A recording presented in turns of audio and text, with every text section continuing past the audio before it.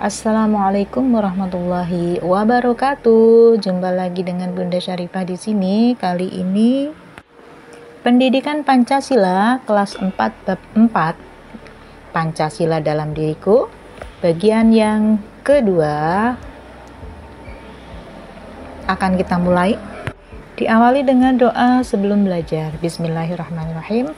Raditu billahi robba wa bil islami dina wa bi muhammadin nabiyya wa rasulah rabbi zidni ilma warzuqni fahma.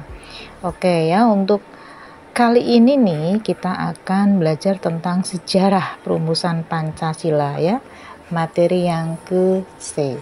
Kamu tentu senang tinggal di negeri yang aman dan nyaman ini, bukan?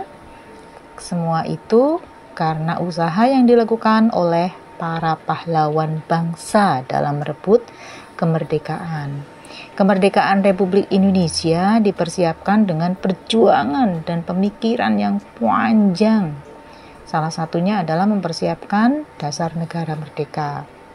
Banyak tokoh pahlawan bangsa yang memberikan pendapatnya. Mereka saling berbeda pendapat, akan tetapi mereka saling menghargai pendapat satu sama lainnya. Mereka sangat mengutamakan kepentingan bangsa di atas kepentingan pribadi. Mereka menyepakati dasar negara Indonesia merdeka adalah Pancasila. Nah, sebelum mempelajari sejarah perumusan Pancasila, coba kamu jawab pertanyaan-pertanyaan berikut ini untuk memudahkanmu mempelajari materi selanjutnya. Yang pertama, kapan lahirnya Pancasila? Yang kedua, siapa saja nama tokoh perumus Pancasila? Yang ketiga, apa yang kamu ketahui dari karakter para perumus Pancasila? Oke ya, selanjutnya untuk lebih melihat lagi tentang perumusan Pancasila, kalian bisa menyimak ya video pembelajaran Mencintai Lingkungan dan Sejarah Kelahiran Pancasila. Ya, ada di scan QR di samping ini ya. Selanjutnya kita ke sesi Ayo Membaca. Untuk mengetahui kisah sejarah perumusan Pancasila, bacalah teks cerita di bawah ini dengan seksama. Ibu kasih contoh ya. Cerita Kakek Jati. Setelah sarapan selesai, setelah selesai sarapan pagi, Kakek Jati menyiapkan peralatan untuk memahat. Ia memilih kayu yang bagus untuk dipahat menjadi beragam barang ukiran. Pagi itu, Kakek Jati hendak melanjutkan memahat patung yang dipesan oleh mitra usahanya. "Kakek," panggil Made. "Iya, ada apa, cucuku?" sahut kakek. "Nanti teman-temanku mau main ke sini, Kek," ucap Made. "Mau apa mereka ke sini, Dek?" tanya kakek. "Mereka mau mendengarkan cerita kakek," jawab Made. "Cerita tentang apa?" tanya kakek. "Cerita yang kemarin kakek ceritakan ke Made itu," ucap Made menegaskan. "Cerita apa ya?" pikir kakek. "Cerita tentang burung Garuda," jawab Made. "Oh, cerita tentang Pancasila," jelas kakek. "Iya, Kek, itu maksudnya." "Nanti cerita lagi ya, Kek. Ayo loh," pinta Made. "Ya, nanti kakek ceritakan setelah selesai memahat ya," jawab kakek meyakinkan. "Hore, terima kasih ya, Kek," sahut Made gembira sambil memeluk kakeknya. Kakek pun mulai memahat. Ia memulainya dengan berdoa terlebih dahulu. Made duduk di teras depan rumahnya sambil menunggu kedatangan teman-temannya. Berapa lama kemudian terdengar suara memberi salam. "Selamat pagi, Made," ucap Dewi. "Pagi, Made," timpal Hemalia. "Selamat pagi, Deo. Selamat pagi, Lia. Kenapa hanya kalian berdua? Dani dan Laros mana?" tanya Made. "Mereka menyusul deh," sahut Hemalia. "Yuk masuk. Teman-teman, ini kakekku yang akan menceritakan kepada kalian cerita yang pernah aku ceritakan di sekolah," ucap Made memperkenalkan kakeknya. "Kakek," sapa Dewi dan Hemalia sambil tersenyum. Iya nak, sini, silakan duduk, ucap kakek. Tak lama kemudian, Dani dan Laros tiba di rumah Made. Akhirnya mereka sudah kumpul semua. Dani mewakili teman-temannya memperkenalkan diri. Kakek menerima mereka dengan perasaan senang. Wah, kakek senang sekali. Kalian bisa main ke rumah kakek, ucap kakek. Iya kek, kami juga senang kek bisa bertemu dengan kakek, jawab Dani dengan sedikit gugup. Kek, ceritakan dong. Kek, cerita yang Made ceritakan kepada kami di sekolah, pinta Laros penuh semangat. Cerita apa ya anak-anak? Tanya kakek. Cerita tentang Pancasila, kek. Masa kakek lupa? Sahut Made mengingatkan. Kakek berpikir sejenak. Mulai dari mana ia menceritakannya? Jadi begini ceritanya nak, ucap kakek. Mereka mendekatkan diri ke hadapan kakek Jati yang duduk di kursi goyangnya. Mereka pun mulai mengatur posisi duduk mereka masing-masing. Pancasila itu falsafah bangsa dan negara Republik Indonesia yang terdiri atas 5 sila. Pancasila itu usulan Bapak Soekarno pada tanggal 1 Juni 1945 saat sidang BPUPK. Ucap kakek Jati menjelaskan. Apa itu BPUPK, kek? Tanya Laros menyela cerita. Hush, tidak sopan kamu Laros, menyela cerita kakek, sahut Dewi kesal. Baik, tidak apa-apa nak. Sekarang kakek cerita terlebih dahulu. Setelah selesai bercerita, nanti kalian boleh bertanya, ucap kakek menenangkan. Baik kakek, jawab mereka kompak. BPUPK itu Badan Penyelidik Usaha-Usaha Persiapan Kemerdekaan. Sidang pertamanya dilaksanakan pada tanggal 29 Mei sampai dengan 1 Juni 1945. Ketika itu para tokoh pahlawan bangsa membahas dasar negara merdeka untuk Indonesia yang akan merdeka. Mereka diantaranya adalah Rajiman Widyodiningrat sebagai ketua, R.P. Suroso, dan Ichibangase Yoshio dari pihak Jepang sebagai wakil ketua. Total anggotanya ada 69 orang, jelas kakek. Bapak Soekarno dan Bapak Muhammad Hatta di mana saat itu, kek? Tanya Dani penasaran. Beliau saat itu menjadi anggota BPUPK dan pengusul dasar negara Indonesia merdeka, jawab kakek. Lalu, kelanjutan ceritanya bagaimana, kek? Ucap Hemalia mendesak. Sabar dong, Lia, sahut Dewi mengingatkan. Jadi, pada tanggal 29 Mei tahun 1945 sampai 1 Juni 1945, berlangsung sidang BPUPK yang dibuka oleh ketuanya, Dr. Rajiman Widyodiningrat. Setelah 3 hari bersidang, baru pada hari keempat, yakni tanggal 1 Juni 1945,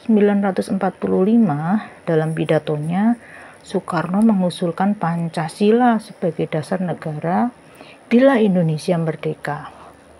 Tanggal 1 Juni 1945 ini kemudian dikenal sebagai hari lahir Pancasila dan diperingati setiap tahun, kakek Jati menjelaskan. Nah, ini nih panitia 9. Oh, begitu ya, kek, reaksi mereka semua. Masih ada lagi lanjutan ceritanya. Kalian masih mau mendengarkannya tidak? Tanya kakek dengan semangat. Mau, kek, jawab mereka semua dengan semangat. Kalian tahu tidak tentang panitia 9? Tanya kakek Jati. Apa itu panitia 9, kek? Tanya Dani penasaran. Panitia 9 itu adalah panitia kecil yang dibentuk setelah sidang BPUPK. Jumlahnya ada 9 orang. Panitia ini diketuai oleh Soekarno dan beranggotakan Muhammad Hatta, Ahmad Subarjo, Muhammad Yamin, Kiai Haji Wahid Hasyim, Abdul Qahar Muzakir, Abi Kusno Cokrosuyoso, dan Haji Agus Salim, serta Alexander Andries Maramis. Panitia ini bertugas merumuskan sila-sila Pancasila yang diusulkan oleh Soekarno pada tanggal 22 Juni 1945. Panitia ini menetapkan Piagam Jakarta. Rumusan Piagam Jakarta inilah yang kemudian dibahas pada tanggal 18 Agustus 1945 dan ketentuan dicantumkan ke dalam pembukaan Undang-Undang Dasar 1945. Kakek Jati menjelaskan dengan jelas.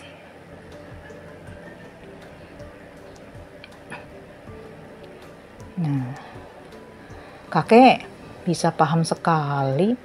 Apa rahasianya, kek? Tanya Laros penasaran. Ya, karena kakek suka membaca buku, jawab kakek Jati. Oh, begitu ya, kek, reaksi mereka semua. Kakek Jati mengajak mereka makan bersama sebelum mereka pulang ke rumah masing-masing. Kakek Jati pun berpesan kepada mereka agar mereka gemar membaca buku. Minimal membaca 1 buku 1 hari. Oke, demikian ya.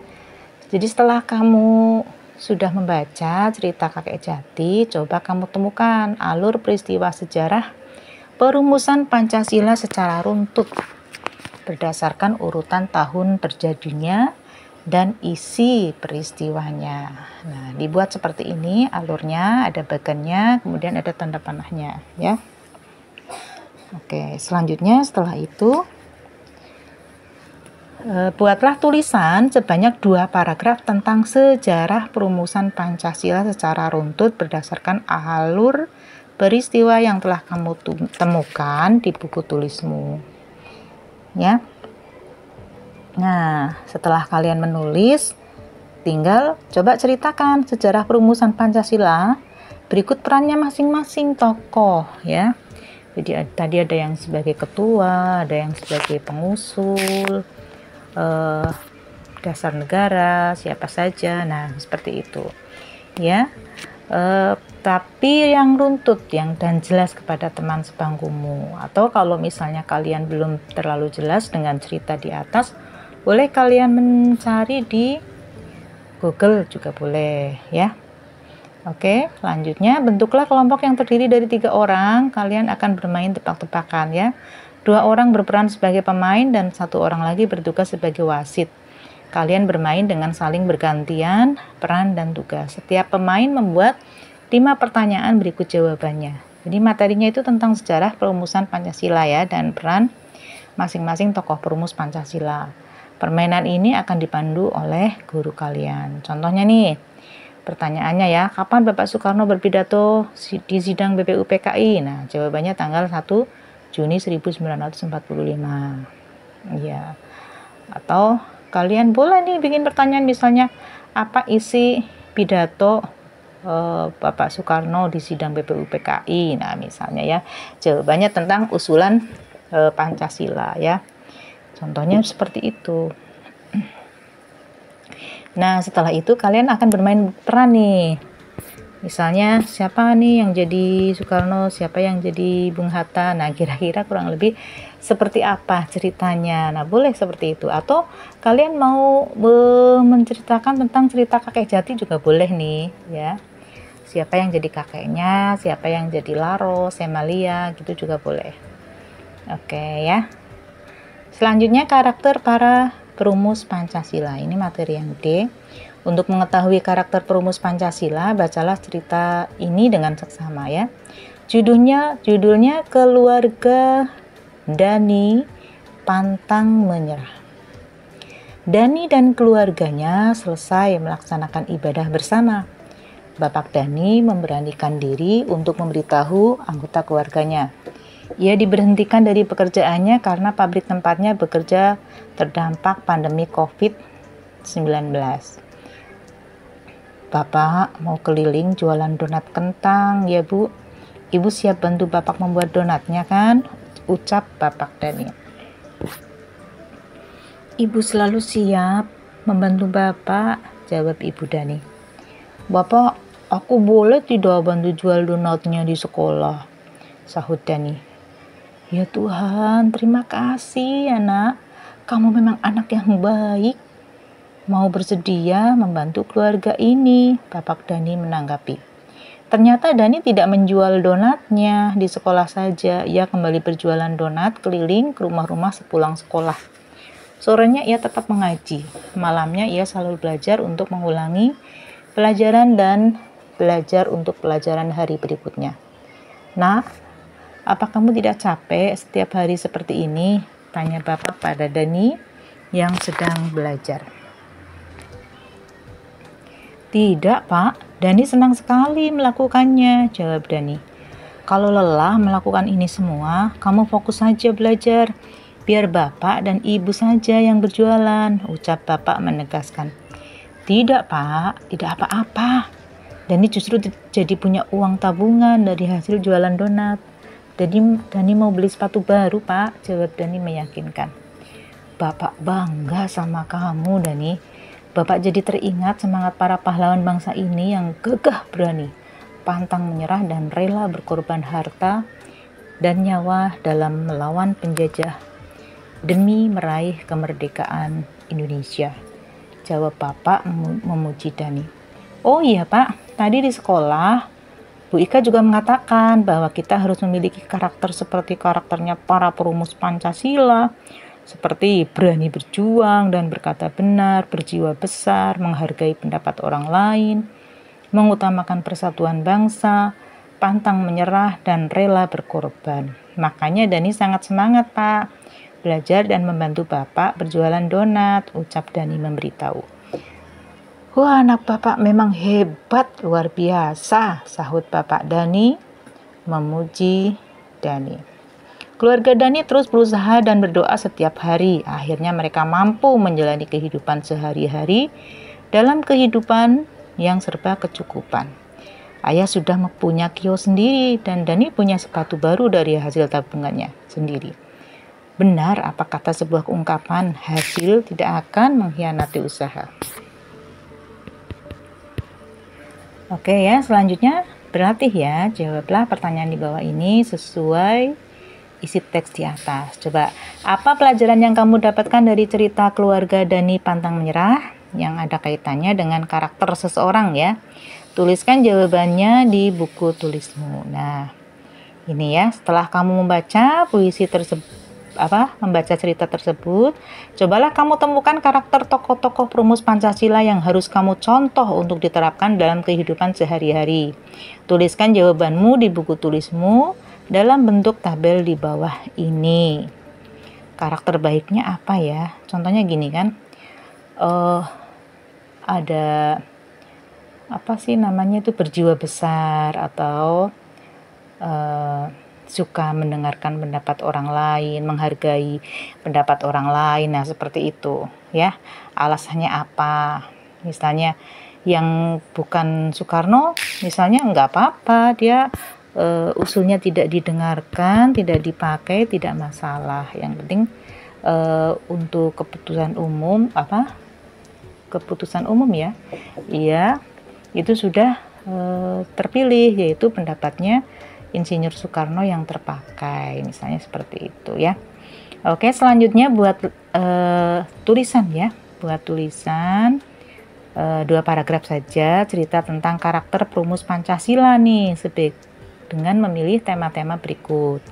Tulislah di buku tulismu ya. Ini contoh dari tadi sikap-sikap baik yang muncul selama perumusan Pancasila, yaitu apa? Berani. Nah, berani berpendapat, jujur ya. Jujur memberikan masukan, jujur memberi komentar, seperti itu ya. Kemudian berjiwa besar, menerima kekalahan, bukan kekalahan ya, menerima apabila pendapatnya tidak didengarkan oleh orang lain gitu kan. Kemudian ada lagi pantang menyerah. Boleh juga tentang cinta tanah air dan bangsa dan menghargai pendapat orang lain. Oke ya. Selanjutnya setelah itu kalian ceritakan ya hasil tulisanmu tersebut Dalam kelompok yang terdiri dari 4 sampai 6 orang secara bergantian ya. Nanti satu orang bercerita, nanti anggota kelompok lainnya menyimak. Setelah selesai bercerita, masing-masing anggota kelompok memberikan tanggapannya. Jadi betul-betul harus menyimak, jangan ngobrol sendiri ya. Tidak boleh. Agar nanti kalian bisa memberi tanggapan berupa pertanyaan atau saran. Nah, setelah kalian berbagi cerita dalam kelompok, lanjutnya adalah diskusikan ya pertanyaan-pertanyaan yang akan kalian ajukan dalam kegiatan wawancara. Nah, jadi nanti pertanyaan-pertanyaan yang diajukan tentang sejarah perumusan Pancasila, karakter para perumus Pancasila, dan teladan baik dari tokoh perumus Pancasila yang telah diketahui oleh orang yang akan kalian wawancarai. Jadi orang yang akan kalian wawancari sudah tahu gitu daftar pertanyaannya gitu ya. Contohnya nih, apa yang kamu ketahui tentang sejarah perumusan Pancasila? Nah, atau akhirnya pendapatnya siapakah yang terpakai menjadi dasar negara misalnya ya, terserah kalian. Buat sebanyak-banyaknya ya. Setelah itu coba kalian latihan melakukan wawancara kepada peserta didik yang lain ya. Boleh kepada guru, boleh kepada penjaga sekolah ya. Boleh Pak Usman atau para pedagang yang ada di lingkungan sekolah juga boleh. Nah ya, kalian saling berbagi tugas seperti biasa. Jadi ada yang bertugas sebagai pemimpin wawancara, yang bertugas jadi penanya, pencatat jawaban, dan penyimak wawancaranya ya. Nanti gunakan daftar pertanyaan hasil diskusi kelompok untuk mendapatkan jawaban dari orang yang akan kalian wawancarai. Nah, terus jangan lupa notulennya ya, tulislah hasil wawancara di buku tulis kalian seperti dalam tabel berikut. Ini, jadi tabelnya hari, tanggal berapa, nama narasumbernya siapa, pekerjaannya apa, pendapatnya tentang sejarah perumusan Pancasila itu apa, pendapatnya tentang karakter perumus Pancasilanya apa, pendapatnya tentang teladan baik dari tokoh perumus Pancasila juga apa. Oke ya. Jadi kesimpulannya pada tanggal 18 Agustus 1945, contoh ini ya, contoh ya. Siapa? Soekarno ya, atau Pancasila disahkan menjadi dasar negara. Kita sebagai generasi penerus bangsa Indonesia harus memiliki ya semangat dan keberanian yang mencerminkan wujud dari setiap sila ya pada Pancasila. Para tokoh ulama pun juga sudah memberikan contoh teladan baik pada penerusnya ya, yang dapat kita terapkan dalam kehidupan sehari-hari. Di antaranya adalah apa saja tadi? Ada berani, jujur, berjiwa besar, pantang menyerah, cinta tanah air dan bangsa, menghargai pendapat orang lain, itu ya. Nah, selanjutnya, nah ini ada uji kompetensi ya. Coba kalian perhatikan ini gambar padi dan kapas ya. Makna dari sila Pancasila dari simbol tersebut itu apa ya? Masyarakat melaksanakan musyawarah untuk menghasilkan kesepakatan yang A. Atau B, setiap anggota masyarakat harus beriman dan bertakwa kepada Tuhan Yang Maha Esa. Yang C, masyarakat memiliki kehidupan yang sejahtera, adil dan makmur. Atau D, setiap anggota masyarakat memiliki cinta terhadap bangsa dan tanah air Indonesia. Kemudian yang nomor 2, perhatikan gambar di samping ya, memakai beragam jenis pakaian daerah pada kegiatan yang tampak dalam gambar mencerminkan pengamalan Pancasila yang berbunyi apa? Kalau yang berbeda-beda tetapi tetap satu itu persatuan Indonesia ya. Oke, untuk yang room B-nya pilihlah jawaban yang benar ya. Boleh lebih dari satu tapi ini yang benarnya yang dicentang ya. Contohnya menjenguk orang yang sakit berarti bagus, itu hal bagus berarti dicentang ya. Pemilihan kepala desa. Kemudian B, santunan anak yatim dan fakir miskin, ini juga centang ya. Kemudian ada lagi membuang sampah pada tempatnya, centang lagi. membeli barang produk pada penduduk lokal, bagus lagi ini ya. Nah, praktek baik yang mencerminkan pengamalan sila keempat, sila diantaranya adalah yang A, memperbolehkan perayaan hari besar agama dan kepercayaan, berani memberikan pendapat. Ini lebih ke berani memberikan pendapat ya, karena ini sila yang keempatnya yang disoroti. Kemudian yang B, menghargai pendapat orang lain, atau ini. Kemudian ada bersedia menghargai pendapat orang lain. Kemudian yang C, bersedia meminjamkan sepeda kepada teman bermain. Yang D, melaksanakan peraturan di lingkungan tempat tinggal. Gampang-gampang sekali ya. Ya, kemudian yang C, kalian mengisi titik-titik di bawah ini ya dengan jawaban yang benar. Menjenguk tetangga yang sakit, mendoakannya agar segera sembuh merupakan gambaran dari makna sila yang keberapa dan keberapa. Sakit ya, kemanusiaan yang adil dan beradab bisa ya masuk ya. Atau Persatuan Indonesia juga bisa ya. Kemudian pada hari Jumat sepulang sekolah, Dani dan Laros ingin belajar kelompok di rumah Made. Made setuju belajar bersama di rumahnya, tetapi setelah mereka selesai sholat Jumat. Dari cerita tersebut, Made menunjukkan sikap menerima pendapat orang lain. Nah, itu ya. Bisa itu ya, atau berani mengungkapkan bahwa pendapat boleh sih, tapi nanti ya habis sholat Jumat ya gitu. Kemudian yang ketujuh, tentukan benar atau salah dari pernyataan berikut. Nah, ini ya. Kalau benar dikasih tanda centang, diberi tanda centang di bawahnya tulisan benar gitu. Kalau salah, nanti yang salah di strip. Kalau salah, salahnya yang dicentang, benarnya yang di strip, seperti itu ya. Yang pertama, masyarakat yang mampu menghormati perbedaan agama dan kepercayaan menunjukkan bahwa mereka memiliki sikap toleran. Ya, betul ya, betulnya yang dicentang, salahnya yang di strip. Masyarakat yang mampu membuang sampah pada tempatnya di tempat mereka berada menunjukkan bahwa mereka memiliki sikap peduli dan cinta lingkungan. Betul sekali ya. Betulnya, benarnya yang dicentang, salahnya yang di strip. Seperti itu ya. Terus sampai nomor 4. Nah, ini ada soal nomor 8. Bu guru telah membagi kelompok belajar Dani satu kelompok bersama dengan Laros dan Tamrin. Sedangkan Hemalia satu kelompok bersama Dewi dan Made. Hemalia tidak mau satu kelompok dengan Made, bukan karena mereka berbeda suku, budaya, serta agama dan kepercayaan. Namun, Made selalu bercanda ketika mereka sedang belajar bersama. Berdasarkan cerita tersebut, apakah Hemalia menunjukkan sikap toleran? Iya, toleran. Karena yang dicorot. Ini bisa betul, bisa salah ya. Kalian bisa mengartikan itu toleran, bisa juga tidak. Bisa juga dikatakan toleran karena itu bukan dalam hal suku, budaya, agama, dan kepercayaan, tapi lebih ke bercandanya. Nah, itu toleran ya. Atau ya salah, tetap. Yang namanya toleran ya apapun kekurangan teman ya harus diterima, seperti itu misalnya ya. Itu Ibu kira kalau kalian berpendapat seperti itu boleh saja sih, karena mempunyai argumentasinya masing-masing. Makanya harus ada betul kenapa, alasannya apa, salah juga alasannya kenapa. Gitu ya.